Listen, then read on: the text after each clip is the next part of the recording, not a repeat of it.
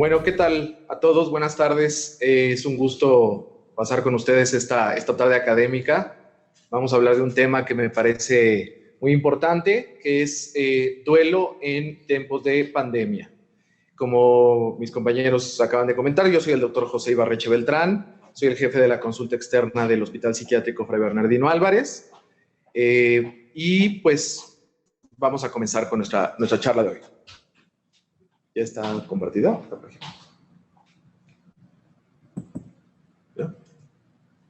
Bueno, algunas consideraciones iniciales con las que quisiera que nos empezáramos a quedar. Recordar que ahorita estamos ante un desafío sanitario, social, económico, comunitario, político y cultural que no ha habido como otro, por lo menos en la memoria histórica de los que aquí estamos presentes, ¿no?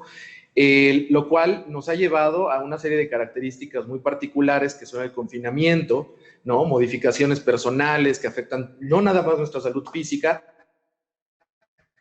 sino también nuestra salud mental. Y disculparán aquí esta división que hago de salud física y mental, aunque siempre haré la aclaración que estamos hablando de la misma salud, ¿ok?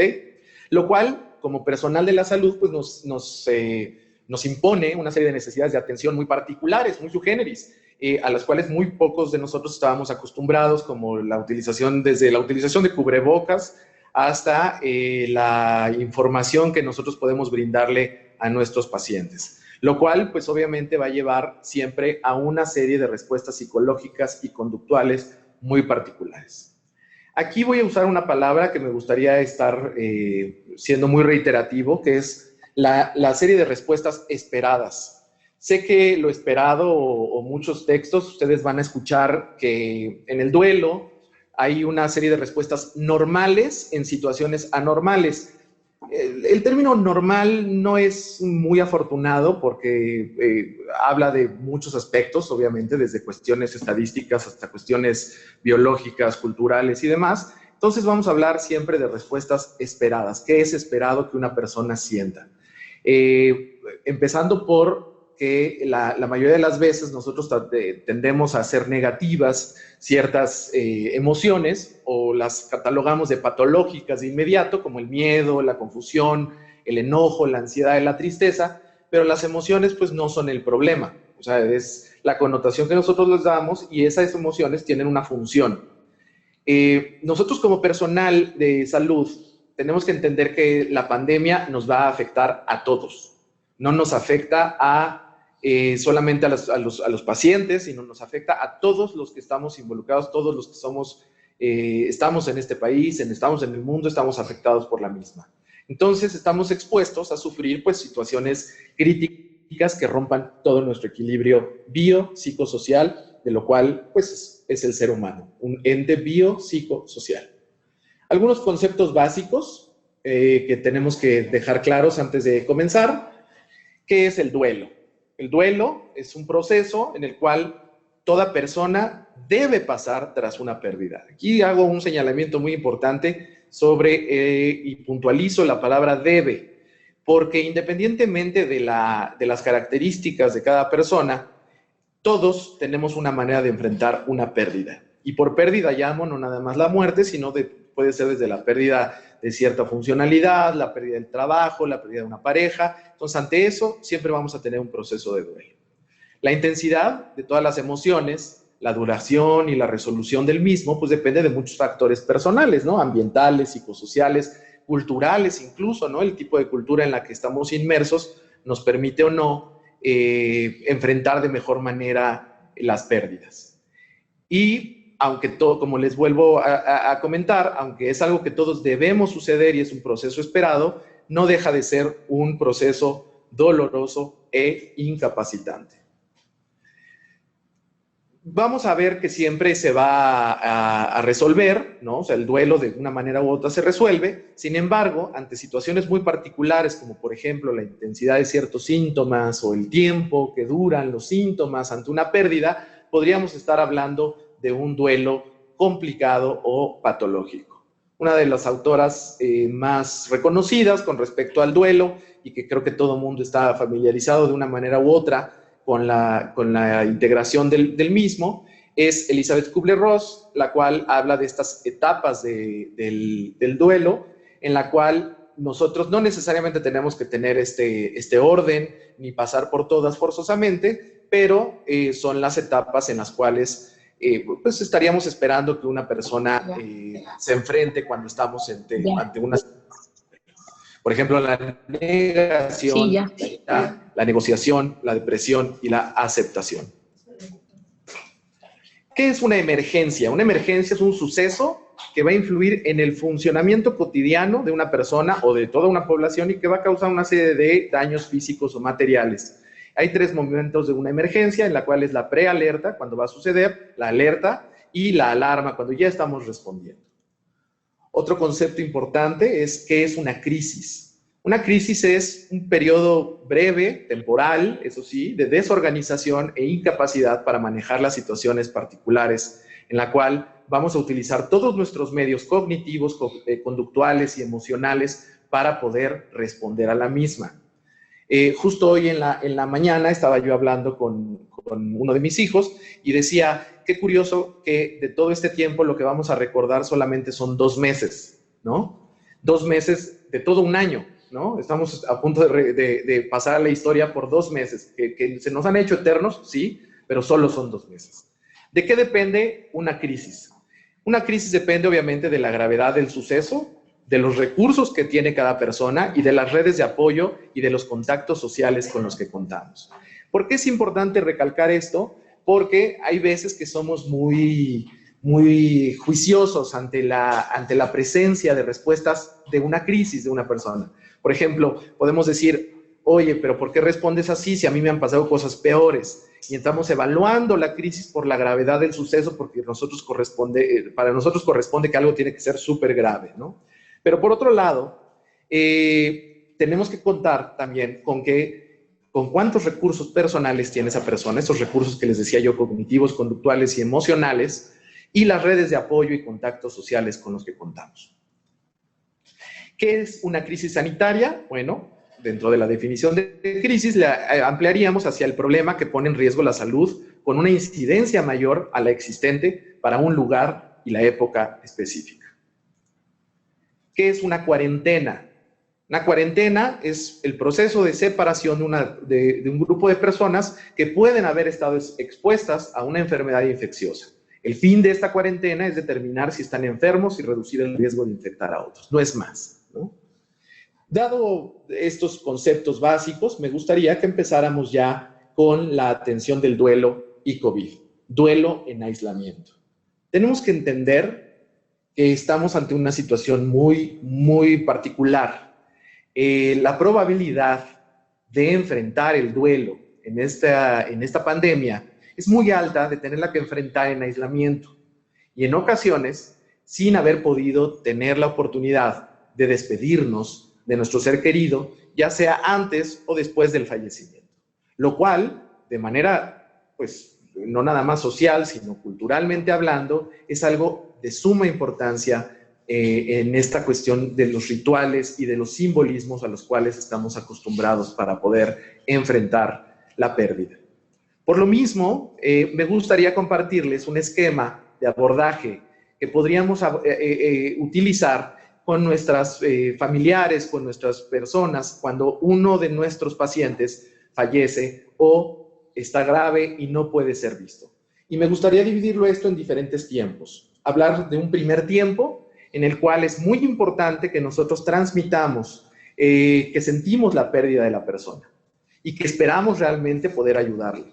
Es muy importante poder decirles que esta experiencia es compartida y que es mucho mejor si el camino se recorre acompañado y es contenido por alguien.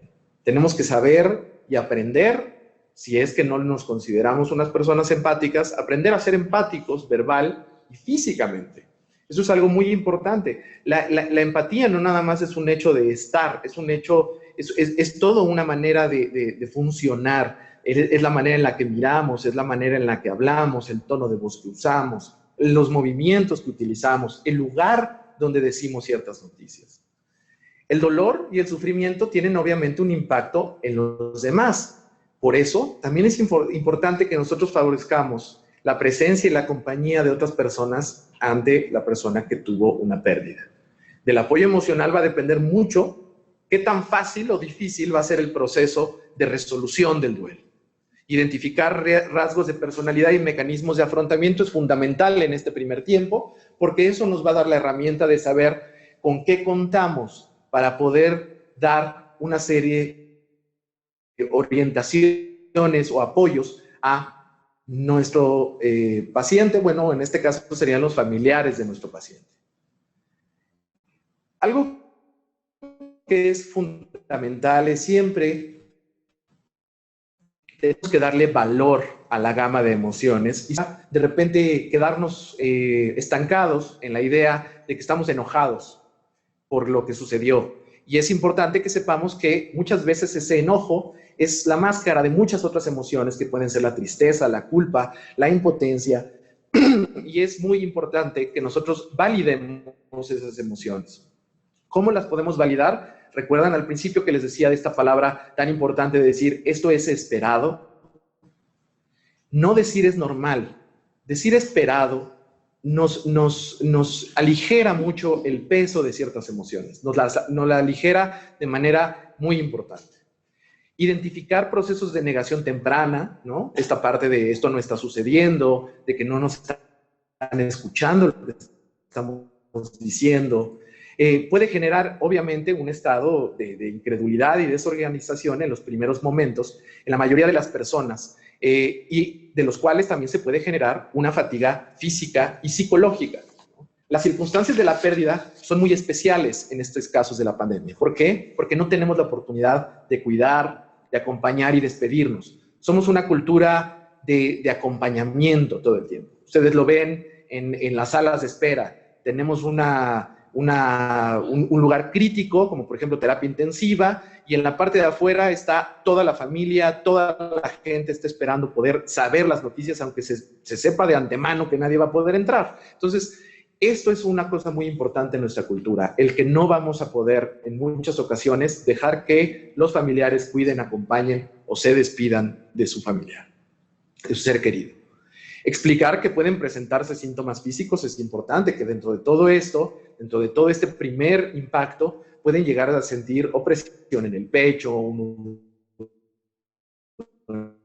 la garganta, sensación de vacío, dolor de cabeza, palpitaciones, taquicardia, básicamente los síntomas de la ansiedad, ¿no? O sea, la falta de concentración. Dejemos que surjan todas las preguntas en este primer tiempo. Independientemente de tener o no la respuesta, las personas nos van a hacer todas las preguntas. ¿Por qué? O si hubiéramos llegado antes, si hubiéramos decidido traerlo antes. Muchas preguntas van a surgir y nosotros tenemos que dejar que las preguntas surjan. Hay que evitar dar falsas esperanzas, eso es muy importante, o información incorrecta, ¿no? Tenemos que ser muy claros, muy contundentes, siendo empáticos, obviamente, validando la gama de emociones, pero siempre sin dar falsas esperanzas o información incorrecta. Ya en un segundo tiempo, nosotros tenemos que ir explorando en el familiar cuál sería la idea del ritual o la tradición que existe y qué efecto tiene el que no se pueda realizar. Esto es algo muy importante porque nosotros queremos todo el tiempo comprobar, somos una especie muy singular que nos gusta ver, que nos gusta tocar, que nos gusta saber qué está pasando y por qué están pasando ciertas cosas. Y es muy oportuno que nosotros sepamos que todos estos rituales van a tener un efecto, es un acto simbólico que permite al doliente poder procesar y hacer un evento psicológico, que es la pérdida, en la realidad. Entonces, los rituales no tenemos que tampoco menospreciarlos y decir es cualquier cosa que no se pueda hacer esto, ya lo podrán hacer después. No, tenemos que dejar muy claro cuál es la importancia para ellos que esto esté sucediendo. Se expresan obviamente emociones y generan reparación, estabilidad y acompañamiento los rituales. Todos los rituales simbólicos, según las culturas o religiones, van a dar esta calma, esta sensación de poder expresar las emociones, de reparar, de generar una estabilidad y de sentirnos acompañados. Obviamente van a variar según, como les decía, culturas, religiones, creencias o sociedades, hay sociedades y culturas mucho más frías ante la muerte, muchísimo más de acompañamiento, de búsqueda de estar con alguien cuando esto sucede. Hay alternativas como los rituales alternativos, como por ejemplo, ha llegado a haber incluso, por ejemplo, pues, ceremonias en videoconferencia, el que la persona pueda despedirse de su ser querido con el teléfono del médico cuando está ahí en la terapia intensiva. Entonces tenemos que nosotros, como médicos, como personal de la salud, favorecer esto. No podemos hacer menos la respuesta emocional y afectiva que está teniendo el familiar de nuestro paciente. Lo que se está viviendo es una situación extraordinaria y temporal. Esto también es algo importante. O sea, también decirles que muchos de estos rituales, muchos de estos eventos pueden ser postergados para un momento en el cual ya no haya un riesgo como tal. Entonces, hacerles ver que existen siempre una alternativa. Una persona en este segundo momento es muy probable que pueda pedirnos o quiera estar sola. Esto es importante, hay que anunciarlo obviamente a la familia para que no se preocupen y traten de forzar a la persona que conviva más de lo que realmente quiere, a lo mejor quiere estar este tiempo un poco aislado. Sin embargo, es importante explicarle al familiar que no se puede aislar para siempre, que eventualmente todos estos procesos de duelo y de pérdida son procesos que siempre se recorren mejor estando acompañados. Otras de estas técnicas alternativas están las técnicas narrativas que se suman en estos momentos de pandemia y que son de suma importancia, como por ejemplo escribir, dibujar, preparar un video, un álbum, un collage de fotografías. Es importante que nosotros lo podamos favorecer con los familiares de nuestros pacientes. Escribir una carta a la persona fallecida en la que le podamos expresar cómo nos sentimos con lo que ha pasado, pero siempre tratar nosotros como personal de la salud, explicarle al paciente, al familiar, que escriba sobre todo los recuerdos y no tanto las emociones. En esta carta poder integrar los recuerdos que tenemos con nuestro ser querido que ya no está. Se pueden utilizar, por ejemplo, ciertos espacios de la casa para realizar una especie como de altar, un pequeño altar, recolectar fotografías o videos para crear un pequeño álbum, como les decía. Y la otra es, todos estos rituales tendrán su momento. No hay que presionar a nadie. No hay que presionarlos, no hay que decirle lo importante es que haga usted esto, que le dé vuelta a la hoja rápido, que haga esto, porque si no, no va a poder procesar el duelo. Tenemos que estar muy claros en que cada quien tiene un ritmo muy distinto y que lo que está sucediendo es una pérdida, muchas veces la primera que están viviendo, y aunque sea una pérdida subsecuente, es una pérdida muy, muy particular en términos del aislamiento. En el ámbito familiar se pueden obviamente realizar ceremonias o encuentros virtuales. Algo que sucede y que es nuestra modernidad, yo diría las realidades de la posmodernidad, que implica compartir en redes sociales. Las redes sociales nos ayudan a recibir condolencias y apoyo. Sabemos que no estamos solos, sabemos que no conocemos a lo mejor a los 1900 amigos que tenemos en Facebook, pero sabemos que esas personas nos pueden apoyar y que están ahí. Este tipo de empatía, vamos a llamarle, aunque sea virtual, es importante que se favorezca. Se pueden realizar también actividades simbólicas conjuntas o coordinadas con demás miembros de la familia para que todos al mismo tiempo puedan hacer algo, todos puedan al mismo tiempo hacer una especie como de despedida o escuchar la música que le gustaba a la persona que se fue, hacer algo de lo que se había quedado también pendiente con la persona que ya no está.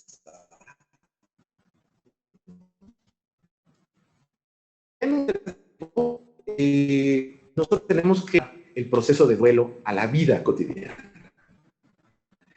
Es muy común que las personas digan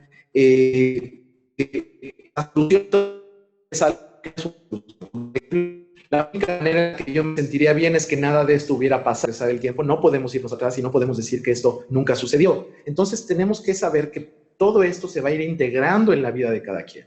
Nosotros tenemos que saber que poco a poco la persona puede ir retomando tareas previas e incluso se puede esforzar por retomarlas. Poco a poco, obviamente, sin causar nada que pueda generar ninguna presión o un grado de ansiedad grave, y evitar, obviamente, acciones muy desadaptativas, que es lo que sucede mucho en este momento. Cuando empezamos ya a integrar el duelo, cuando ya empezamos a asumir la pérdida, las personas tienden a recurrir, obviamente, a acciones desadaptativas, como el consumo de sustancias, actividades peligrosas, riesgosas, ya no cuidarse, ¿de qué sirve cuidarme si igual la persona la perdí? Entonces, tenemos que ser muy cuidadosos para evitar estas acciones desadaptativas. El proceso de duelo, obviamente, no es rápido ni es fácil.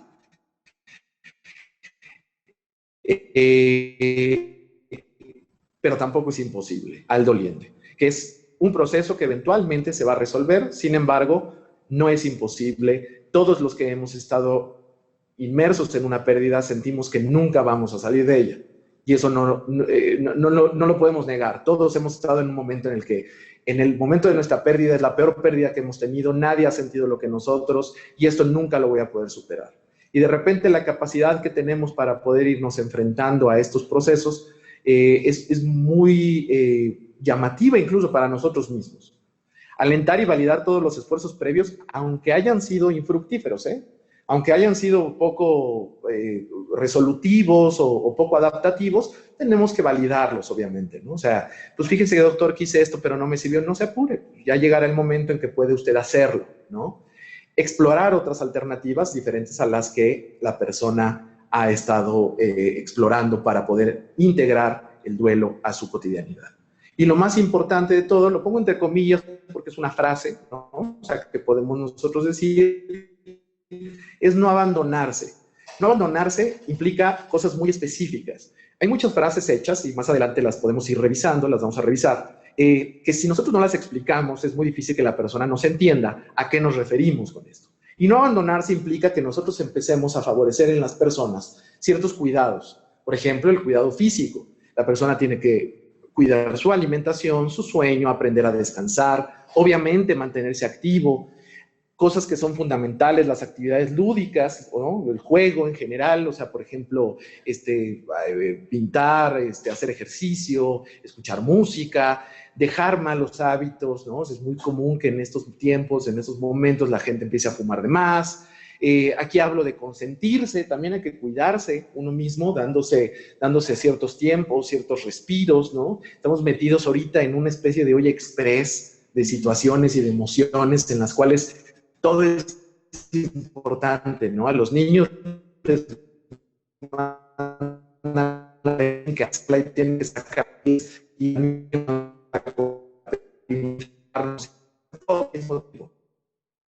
también a llevarnos lejos. No van a salir con 10, pero por lo menos no van a salir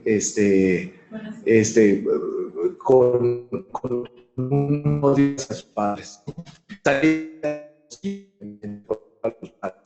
Nosotros tenemos es algo muy, muy relevante.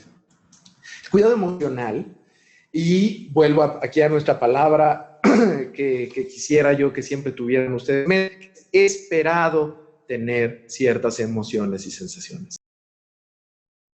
¿Qué no decir en el caso del acompañamiento de duelo?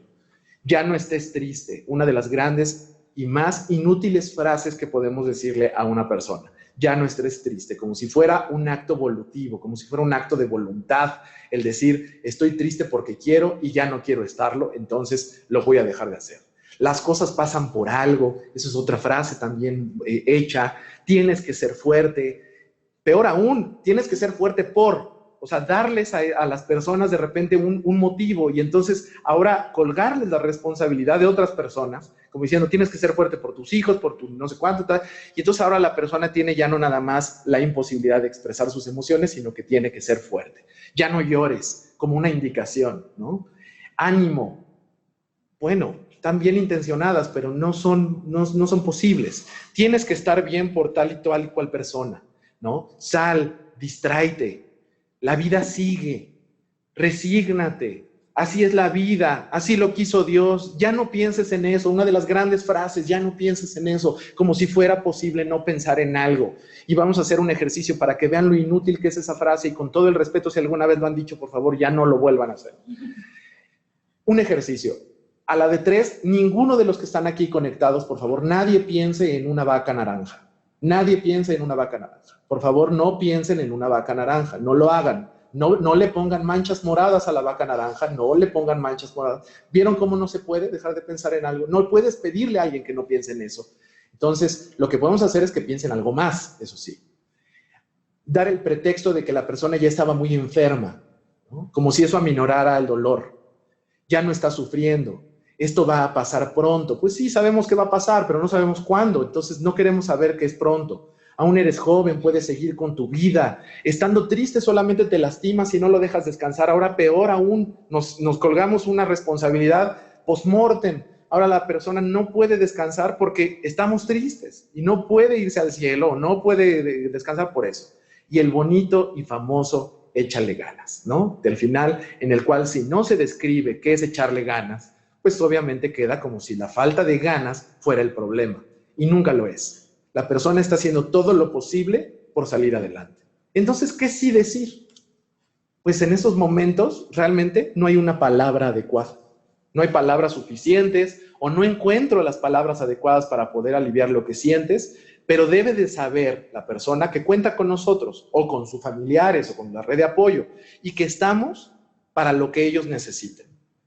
Que si podemos ayudarle en los momentos con algo, que nos diga y en la medida de lo posible lo haremos.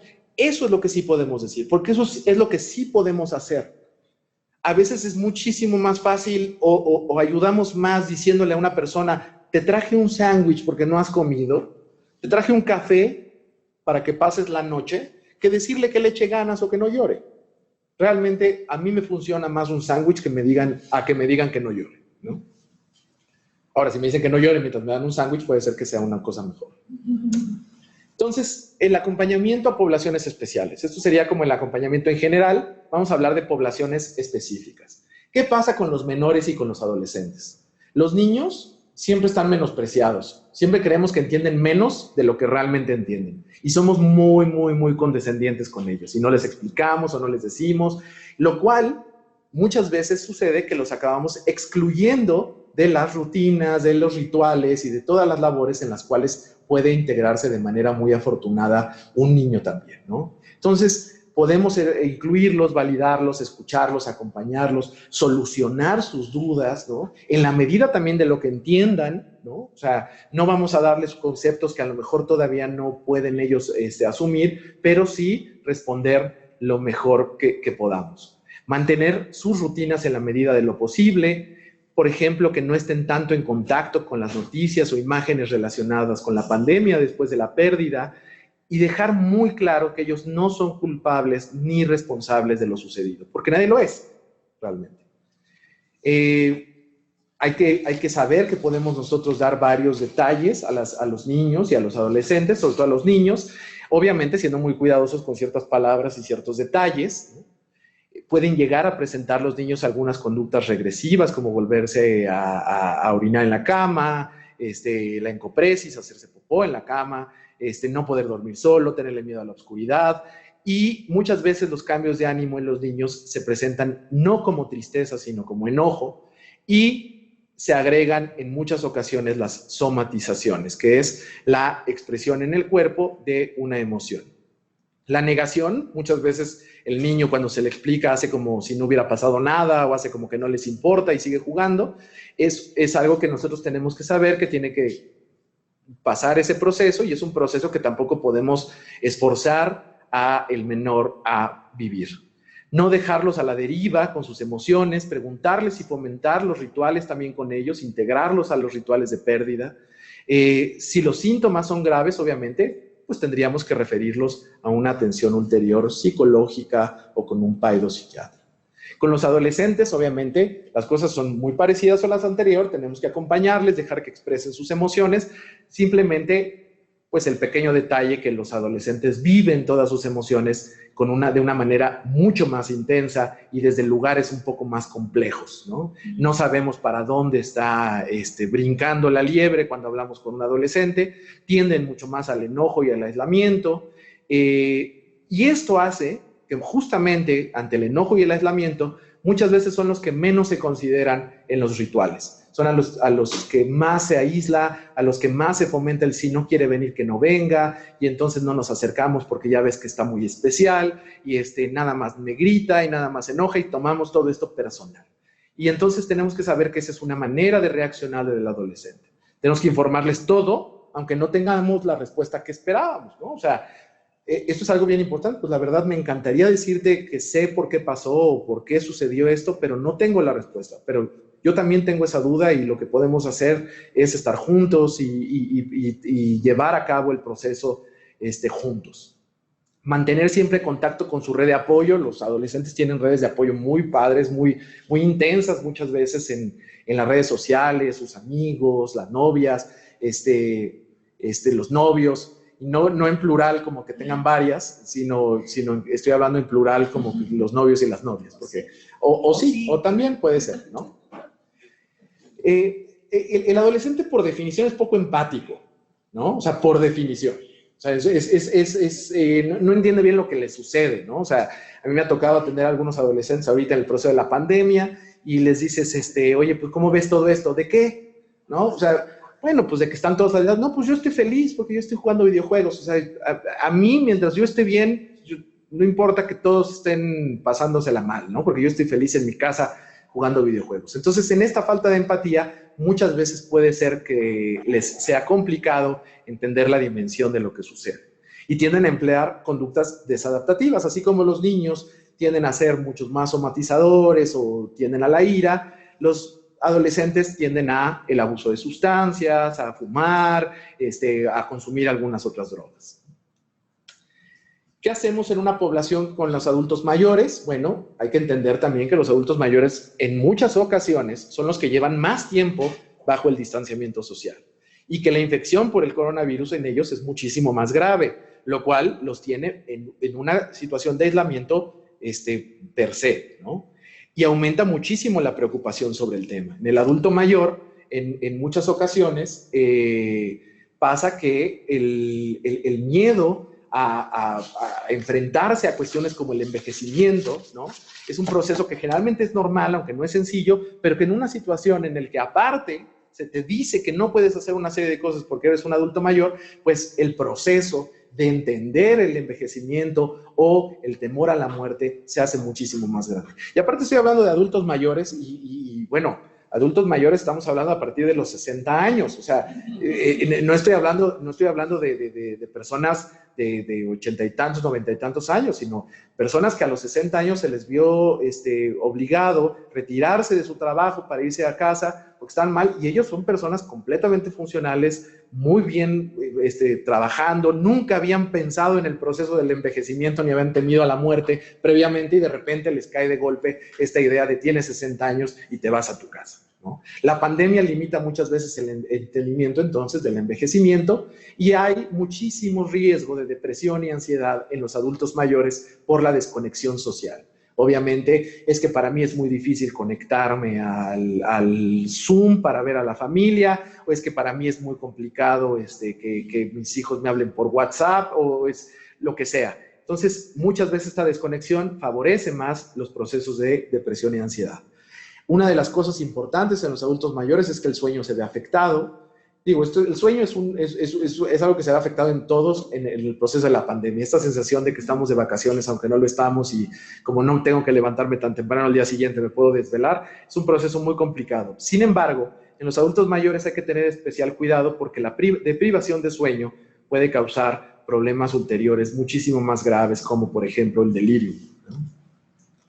Hay que proporcionar satisfacción de comunicarse, ¿no? O sea, favorecerles, explicarles cómo se pueden comunicar con los demás, ¿no? Cómo conectarse, realizar actividades físicas, favorecer la realización de actividades diarias de casa. Muchas veces es que ya estás muy grande y ahorita tú no te tienes que esforzar y entonces hazte para allá y cuídate. No. O sea, tenemos que favorecer que las personas se integren, brindar información y aclarar las dudas. Y es muy importante explicarles a las redes de apoyo de una persona, de un adulto mayor, que se mantengan en contacto, que se mantengan comunicados. ¿Por qué? Porque, como decíamos, el aislamiento y la desconexión social es la puerta de entrada en los adultos mayores para la depresión y la ansiedad. Otra población muy especial es las personas con una discapacidad psicosocial, lo que podríamos entender como un trastorno psiquiátrico previamente establecido, un problema psicológico previamente ya diagnosticado. Y tenemos que entender que una persona con una discapacidad psicosocial, ante la universalidad del duelo, le va a afectar de la misma manera y que no está, salvado, o no necesariamente por tener una patología psiquiátrica o psicológica va a presentar de manera mucho más intensa el duelo. Tenemos que entenderlo desde la perspectiva tal cual como las demás personas.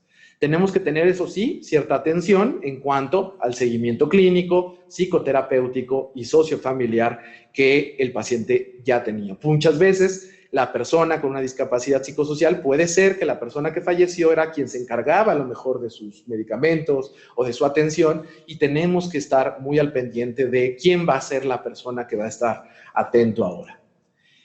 Cuando tenemos una persona con un diagnóstico previo, con un diagnóstico o con una discapacidad psicosocial previa, es importante realizar algunas preguntas muy sencillas. Obviamente, ¿cuál es el diagnóstico con el que cuenta? ¿Qué tratamiento es el que emplea? ¿Cuál fue su última consulta y dónde lo atienden? Y si se han incrementado algunos de los síntomas o ha aparecido algún síntoma nuevo. De ser necesario, tenemos que saber a dónde sugerir una atención ulterior, o nosotros mismos, si somos personal de salud mental, brindarla. Hay que evitar el aislamiento excesivo, informar a la red de apoyo de la necesidad de estar al pendiente en esto, de la necesidad de tener adherencia terapéutica de los tratamientos, y sobre todo que la persona, ya sea con discapacidad psicosocial o con los familiares, tengan un listado de los teléfonos o correos de las personas a las cuales pueden contactar si se sienten mal. Vamos para ir terminando, a dar recomendaciones y acompañamiento para profesionales de la salud. ¿Qué pasa cuando nosotros, los profesionales de la salud, también necesitamos un acompañamiento con respecto al duelo, a la pérdida de nuestros pacientes o de algún familiar o de algún compañero, que es de las cosas que más se están presentando actualmente? Lo primero es que nos venden esta idea de superhéroes en las cuales, por estar acostumbrado al estrés y a la muerte, eres inmune al mismo, ¿no? Desde cuestiones tan ilógicas como creer que a mí no me va a dar la infección porque soy médico, hasta cuestiones como a mí no me va a pasar nada porque yo estoy acostumbrado desde la carrera a ver pacientes. El personal de la salud es personal, es persona, es una persona como cualquier otro, y de la misma manera puede protegerse como cualquier otra persona, con la negación, muchas veces no enfrenta esta parte del aislamiento, la labor asistencial, todo este cansancio, las pérdidas, lo ponen en un aspecto excesivamente vulnerable. A esto, obviamente, vamos a agregarle la sobredemanda de atención, la falta de recursos, si hay poco personal, la soledad, el aislamiento, la muerte de compañeros. Bueno, están sometidos a una cantidad de factores estresantes muy importantes. La reacción generalmente al inicio, a lo que llamaríamos nosotros reacción de estrés agudo, generalmente tienen estas características, ¿no?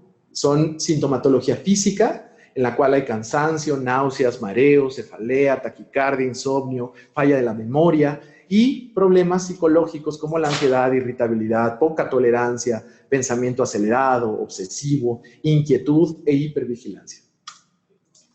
Es importante que nosotros, si estamos trabajando en un lugar en donde se atiende personal de la salud, o podemos hacer ciertas recomendaciones, podamos sugerir la formación de grupos entre el personal, grupos de apoyo que cuando termine el turno, por ejemplo, se reúnan y platiquen un poco de cómo fue el turno, qué fue lo que sucedió, qué fue lo que más les preocupó, cómo se sienten. Generar redes de apoyo entre los compañeros y familiares. Muchas veces los compañeros son la única red de apoyo que tiene el médico, porque no han podido ver a su familiar desde hacía muchísimo tiempo, ¿no? Tener un periodo de descompresión es importante. Después de su turno, no seguir y entonces ya salí de mi turno y ahora me voy a la consulta privada y entonces ahora me voy al otro turno del otro trabajo en la noche. No, es importante tener un periodo de descompresión después del turno, aislándonos un poquito de la información sobre la pandemia, aislándonos un poquito, yéndonos a las cuestiones que nos gustan, lúdicas, al ejercicio, a escuchar música, si nos gusta escribir, escribir, si nos gusta pintar, pintar, si nos gusta hacer yoga. Esto es algo bien importante, que la persona sepa qué es lo que le hace sentir bien, ¿eh? Muchos de los errores que a veces tenemos como personal de la salud es que sugerimos cosas que a nosotros nos funcionan y que no necesariamente le funcionan a la otra persona. Y entonces les decimos que tiene que hacer ejercicio y hacer yoga, cuando a lo mejor en tu vida has hecho ejercicio y yoga. Y es algo que a lo mejor puede ser que te gusta, pero no es el momento de intentarlo. Entonces tenemos que preguntar qué es lo que sí te gusta hacer, qué usas para distraerte, cómo logras distraerte, y en ese sentido sugerir que lo realicen. Siempre entender que el que consuela debe ser consolado, ¿no? No porque nosotros estamos del otro lado y somos los de la bata y somos los del traje, del cubrebocas y demás protección, somos los que no nos va a pasar nada, y tenemos también que ser consolados y poder sugerir atenciones ulteriores. El cuidado físico, emocional y psicológico es fundamental, el mismo que hemos hablado de los casos anteriores. Y como decíamos, ser personal de la salud no nos excluye de realizar rituales, no por eso estamos por encima de los rituales y de las acciones de despedida. Algo que es muy, muy importante y que son considerados los mecanismos de defensa de más alto nivel son el altruismo, la sublimación y el sentido del humor. No hay que dejar a un lado esos tres mecanismos de defensa. Muchas veces hacemos bromas o nos gusta distraernos alrededor de ciertos, pues no sé, comentarios y demás. Y eso es bueno, poder explotar con risa lo que no podemos explotar de otra manera. La sublimación, ¿no? El poder hacer ejercicio, pintar, realizar alguna actividad artística en lugar de estar siendo comprimidos por nuestras emociones. Y obviamente el altruismo, que es la ayuda incondicional y la ayuda desinteresada del otro como personal de la salud que somos, ¿no? Ya por último, las consideraciones para el personal de la salud sería satisfacer las necesidades básicas. Muchas veces estamos de superhéroes y yo no como, yo no voy al baño, yo no tomo agua, yo no hago nada porque estamos aquí atendiendo. No, todo es importante, tiene que tomar descansos, también tiene que comer, también tiene que irse a una esquinita a llorar, también tiene que hablar con su familia, también tiene que hacer muchas cosas. No podemos estar presionando al extremo a nuestro personal, ni nosotros como personal llevándonos al extremo. Mantenerse conectado es fundamental, ¿no? No sabemos nada de ellos hasta que acabe el turno. Tener esta idea de poderles estar enviando mensajes, que sepan que necesitamos nosotros a lo mejor ahora estos, a mí en lo personal, previo a todo esto me chocaban los mensajes de voz de los WhatsApps y estas cosas, sentía que por qué no me hablaban por teléfono, y ahora les tengo mucho cariño porque siento que alguien me está hablando cuando me manda un mensaje. Entonces, todo tiene una función muy, muy importante. Mantenerse actualizado, sobre todo de fuentes confiables. ¿De qué sirve, de qué nos sirve estar hablando y oyendo cosas de las personas que agarran un pedacito de la información y la presentan, o tratar de describir siempre el bosque por un arbolito nada más? Hay que saber bien cuál es la fuente confiable en la que estamos haciendo esto. El periodo de automonitoreo, ¿no? El estar escuchando nuestro cuerpo, saber nuestras propias necesidades fisiológicas, nuestras necesidades afectivas, recordar al entorno que la labor que está haciendo es importante, y esto es algo muy común, que la familia de repente dice cosas como, ¿sabes qué, mijo? Es que a mí me da mucha preocupación, me mortifica, no vayas. La labor es importante, no puede uno no nada más no ir. Entonces tenemos que saber y hacer ver que nuestra labor es muy importante y no podemos dejarla de hacer nada más de un momento a otro. La empatía tiene siempre un lado negativo. El exceso de empatía nos lleva a algo que conocemos como contagio emocional. Este contagio emocional es el exceso de empatía, nos lleva a vivir no en los zapatos del otro, sino en carne propia lo que el otro está sufriendo.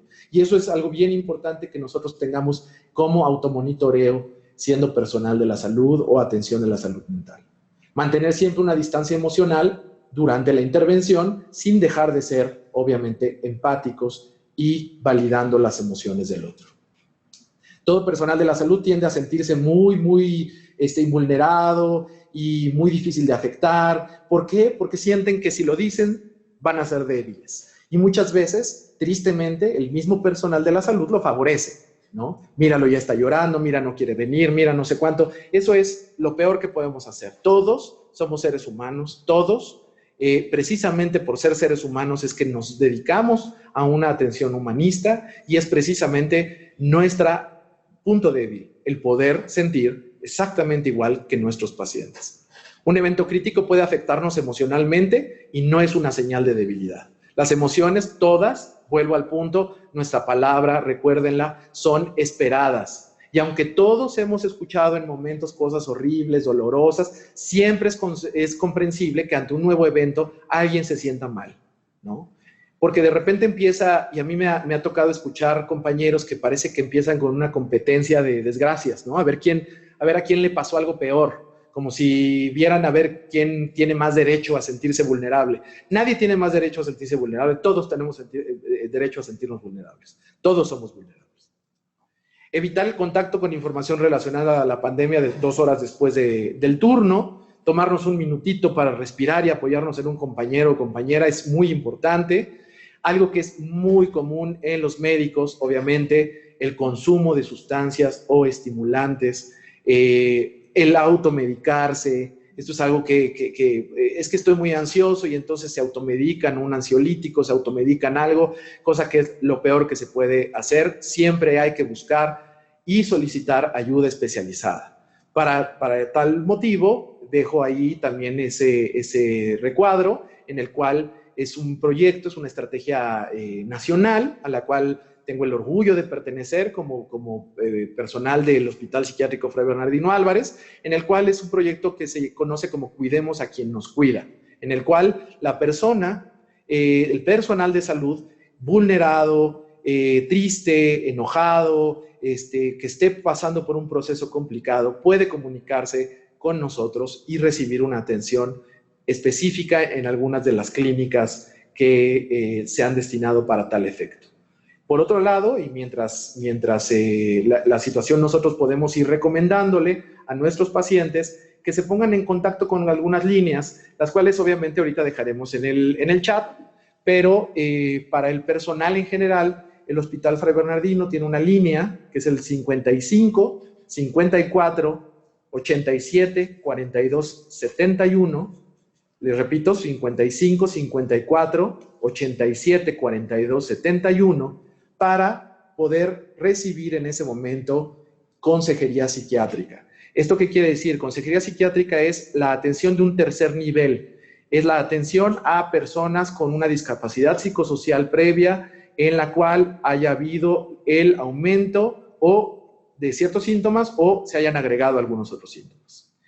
Y sin más, quisiera obviamente primero agradecerles a todos su atención y recordarles que el duelo, como decía al principio, es un proceso natural, pero no es imposible. Es un proceso que todos tenemos que pasar, cada quien va a tener su ritmo, cada quien va a tener su tiempo y nosotros tenemos que ser pacientes para las familiares y para todos los pacientes a los cuales tenemos que atender. Les agradezco mucho. Creo que el principal punto del duelo es que es una respuesta que es esperada, que es normal, que no hay forma de evitarlo por mucho que nos preparemos para él, independientemente de la situación que sea. Lo que comenta el doctor Ibarreche creo que tiene mucho sentido en las modificaciones que la pandemia nos está generando para el duelo. Nosotros hemos planeado duelos por años y hoy no podemos vivir los duelos que queríamos vivir.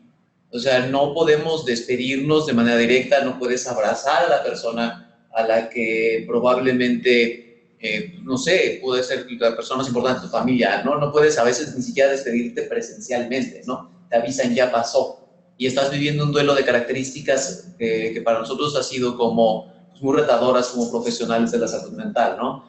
A veces incluso las personas que están en los hospitales no se pueden despedir físicamente, no hemos ideado formas como estas cajas de acrílico para que al menos puedas tener unos minutos de despedirte, ¿no? Pero los duelos se nos están dificultando durante toda esta pandemia y recordar que el duelo, al ser una situación transitoria, puede ser el paso a la salud o el paso a la enfermedad.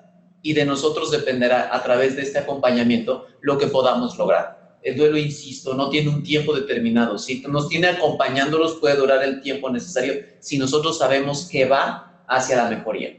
Si la situación nosotros vemos que aparece y se convierte en depresión, el duelo quedó a un lado, tenemos que tratar la depresión. Si nosotros vemos que se convirtió en un trastorno de ansiedad o un consumo de sustancias, como mencionaba el doctor José Ibarreche, tendremos que trabajar específicamente en esa nueva condición.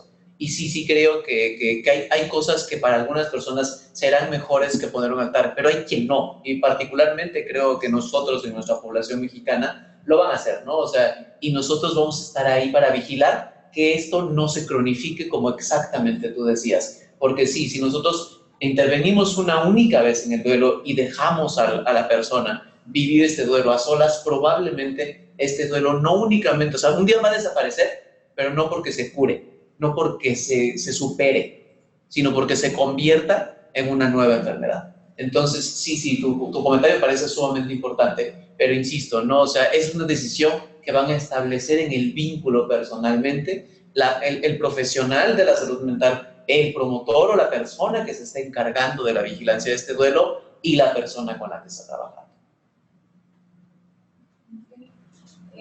Aquí hay una pregunta, yo creo que nos da chance para una más. Marlene pregunta respecto a generar un dispositivo psicoeducativo en duelo para nuestros compañeros trabajadores de salud, en todas las categorías, por la situación que atravesamos, tienen que ser vía remota, ¿con cuántas personas se recomienda trabajar? ¿Grupos grandes o grupos pequeños?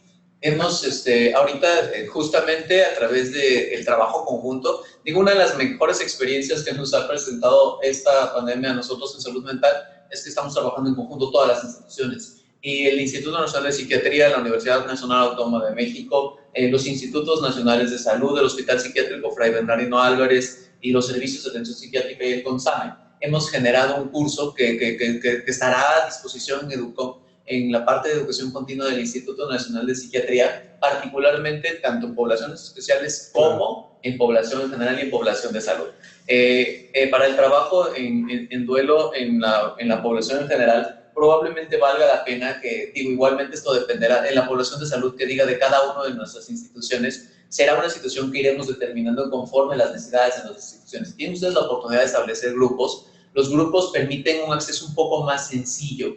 Es muy difícil que de repente una persona se aliente sola, ¿no? Pero si una persona se alienta sola y pide ayuda, habrá que responderle a esta persona de manera personal. Y digo, si tenemos las opciones, siempre vamos a ser primordiales las instituciones a distancia, porque la situación particular de la pandemia nos obliga, muchos de los que no estamos trabajando en instituciones, en los hospitales, podemos ayudar a través de las herramientas a distancia. Las personas que están trabajando en las instituciones sí pueden trabajar en pequeños grupos con la seguridad correspondiente y bajo los protocolos que su institución marque. Aquí algo que es importante es, al ser una situación tan peculiar, si ustedes revisan, hay muy poca literatura con respecto a la atención en línea, grupos y demás, o sea, muy poca, habrá dos, tres libros con información muy reciente. Entonces, aquí arriesgarnos a decir cuántos son los que se sugieren, pues en la medida de lo que uno pueda también sostener con sus propios recursos o en los recursos de los hospitales y que pueda hacer, o sea, ¿cuál es el objetivo de esa reunión? La pregunta me parece muy interesante porque si lo que se busca es hacer un grupo, pues tendrá que tener las mismas características de cualquier otro grupo de ayuda o de autoayuda o incluso grupos terapéuticos que tendrían que ser personas agrupables en un grupo no mayor de 15 personas, pero si lo que vamos a hacer es dar información, pueden ser grupos muy amplios, como este es un grupo de información, para no irnos más lejos. Este es un grupo en el que estamos brindando información sobre el duelo a un grupo muy alto, que tengo entendido que son 500 personas los que están aquí conectados, y entonces tenemos que tener muy claro el objetivo. Estamos aprendiendo mucho en la marcha de todo, desde la atención que están teniendo los infectólogos, los epidemiólogos, y nosotros mismos en la salud mental con respecto a esto, es una cuestión muy, muy sui generis, ¿no? Entonces, tanto así como una recomendación específica, no, yo diría hay que tener muy claro cuál es el objetivo del grupo que queremos formar. ¿Es un grupo terapéutico? ¿Es un grupo informativo? ¿Es un grupo de psicoeducación? ¿Es un grupo de técnicas de relajación? Entonces, en ese sentido, pues ya poder ir formando los grupos a la medida.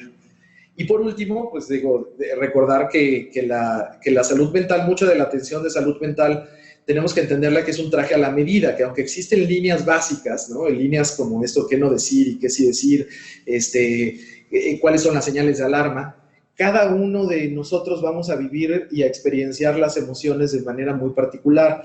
Y al experienciarla de manera muy particular, obviamente, el tratamiento y el abordaje del mismo va a ser muy particular. Esto redondeando un poco más hacia la pregunta que hacía Gabriela con respecto a si se debían o no ciertas cosas. Bueno, hay gente a la que le va a funcionar y hay gente a la que no. Tenemos que ser muy, muy amplios, muy flexibles en estos tiempos para poder atender a nuestros pacientes. Como conclusión, yo diría primero entender para después atender. Sí, y bajo experiencias creo que hemos trabajado en cosas como el doctor Ibarreche decía, muy nuevas.